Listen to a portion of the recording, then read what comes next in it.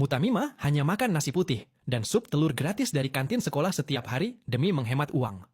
Suatu hari, saat pimpinan sekolah mengadakan tur untuk seorang CEO dan kru TV, mereka terkejut melihat seorang siswi miskin di sekolah bergengsi itu.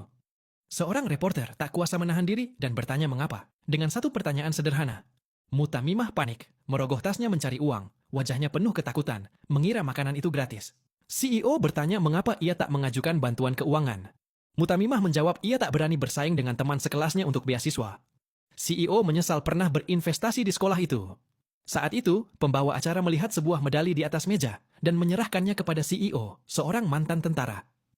Ekspresi CEO berubah drastis saat melihatnya. Ia bertanya milik siapa medali itu. Mutamimah menjelaskan itu satu-satunya peninggalan kakeknya. Ruangan hening. CEO membungkuk hormat. Yang lain meminta maaf, tapi Mutamimah dengan tenang berkata, "Mengabdi pada negara adalah kewajiban setiap orang." Reporter terharu, mengatakan kakek dan orang tuanya pasti bangga. Namun mata Mutamimah berkaca-kaca. Ia mengungkapkan, ayahnya adalah ilmuwan rahasia, yang kematiannya baru diketahui bertahun-tahun kemudian. Dan ibunya, dokter yang pergi ke daerah bencana saat ia kecil, tak pernah kembali. Sejak itu, ia hidup sebagai yatim piatu. Kisahnya yang disiarkan secara langsung menyentuh hati pemirsa. Banyak yang menawarkan sumbangan. Seorang veteran tua mengenali medali itu sebagai milik mantan komandannya. Selama 18 tahun, ia mengunjungi balai leluhur setiap hari demi menemukan keturunan komandannya. Menyadari Mutamimah adalah orangnya, ia menyuruh cucunya ke sekolah.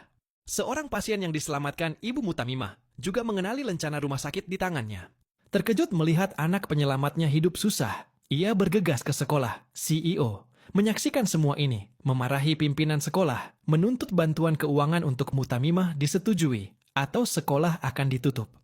Namun, karena nilai Mutamimah yang cemerlang, ia menjadi sasaran penindas yang iri.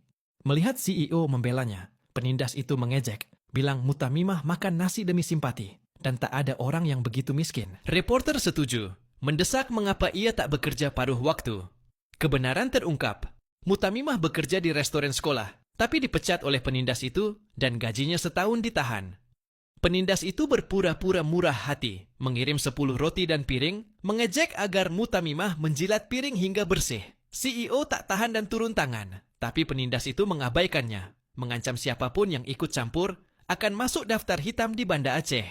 Ia bahkan menggunakan tablet peringatan orang tua Mutamimah untuk mengancamnya.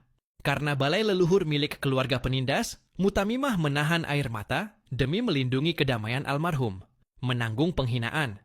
Ia tak bisa makan lagi, tapi penindas memaksanya terus berjalan. CEO mencoba menghentikan, tapi pimpinan